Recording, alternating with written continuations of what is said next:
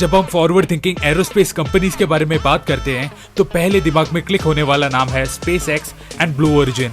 अगर एक फैक्ट की बात करूं तो मार्केट शेयर का एक मेजर पार्ट को तो इन दोनों ने ही कैप्चर कर रखा है। इन दोनों टेक जायंट्स की वजह से कोई ज्यादातर वर्जिन गैलेक्टिक को पहचानते भी नहीं है। जहां एक तरफ इलॉन मस्क और जेफ बेजोस इस स्पेस ट्रैवल के फील्ड को राज करने के लिए एक दूसरे से लड़ रहे हैं, वहीं दूसरी ओर हमारे बिलियनर भाई रिचर्ड ब्रांसन शांत रहकर रेडार के नीचे से अपना काम कर रहा है। बट अभी की उनकी रिसेंट रिविलेशन से ये समझ में आता है कि इस गेम का पासा वो पलट सकते हैं। जहां स्पेसएक्स और ब्लू ओरिजिन ज्यादातर अपना अटेंशन फोकस कर रहा है to build full scale rocket ships, Virgin Galactic ने अपना मेहनत लगाया है to invent something that flies a little bit closer to the surface orbit of Earth. On August 3rd, 2020, Virgin Galactic unveiled their plan to launch a brand new supersonic passenger jet. वो जो उड़ान भरेगा at a height of 60,000 feet and at a speed as fast as Mach 3.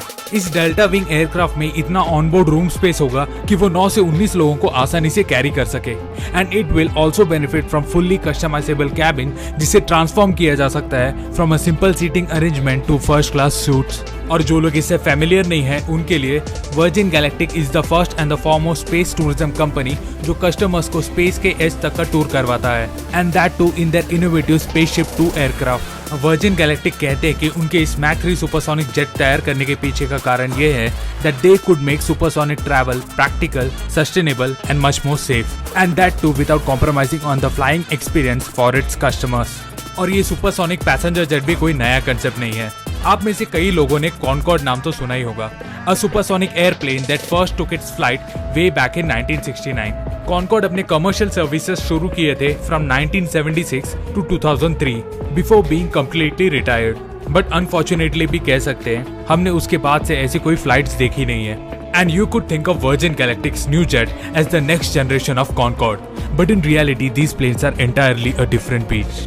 Concorde उड़ते थे at a speed of Mach 2, that is around 2,450 km/h, और उस जमाने में उसके टक्कर का कोई था भी नहीं in the passenger segment. But drawbacks ये था कि the flight was filled with turbulence और बहुत सारे सेफ्टी कंसर्न्स भी रेज किए गए थे, especially after a flight crash in the year 2000, taking lives of around 113 passengers on board. But Virgin Galactic के supersonic jets will be a whole lot faster, safer and more comfortable, thanks to the great aviation developments that have and will happen to continue in both jet propulsion and material technology.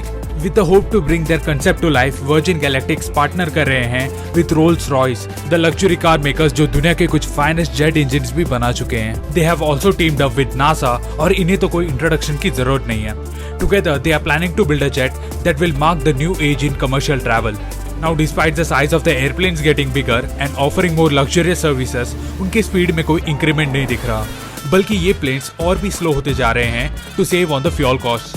अगर हम एक regular passenger jet को consider करें तो London से लेकर New York तक की फ्लाइट को करीबन 7-7.5 घंटे लगते हैं when flying eight A speed of 800 km/h। वही सेम फ्लाइट को अगर हम वर्जिन गैलेक्टिक के मैक 3 सुपरसोनिक जेट में ट्रैवल करते हैं तो उसे बस 90 मिनट के अंदर कवर किया जा सकता है, thanks to this airplanes which travels 3 times the speed of sound which is around 3,700 km/h। Virgin Galactic ने अब तक ऐसा कोई टाइम फ्रेम स्पेसिफाई नहीं किया है जो उनका सुपरसोनिक जेट का रेडीनेस बताता है, बट एटलीस्ट ये तो श्योर है कि the work is in heavy progress. By the end of 2021, Virgin Galactic plan कर रहे हैं to send Richard Branson on a space tour, kickstarting their commercial space ventures. A ticket on their commercial space tour flight Spaceship 2 का cost around $250,000 तक जा सकता है, जहां Richard Branson कहते हैं ये प्राइसेस आने वाले फ्यूचर में थोड़ा इकोनॉमिक होते जाएगा। पर अब तक मैक 3 सुपरसोनिक जेट प्लेन्स का प्रोजेक्टेड प्राइसेस डिस्क्लोज नहीं किया है, बट हाउएवर अनडाउटेडली ये प्राइसेस स्पेसशिप 2 के कंपैरिजन में चीप ही होगा। As it stands, Virgin Galactic, SpaceX और ब्लू ओरिजिन के लिए एक डायरेक्ट कॉम्पिटिटर नहीं है, but if all prove successful, this company will soon become an established player in the ultra fast international travel market, वो industry जिसके बारे में खुद इलॉन मस्क और जेफ बेजोस एंटर करने के बारे में सोच रहे थे। तो क्या रिचर्ड ब्रांसन वो तीसरे इंसान बनेंगे in the billionaires fight? Until I meet you next time with more such videos.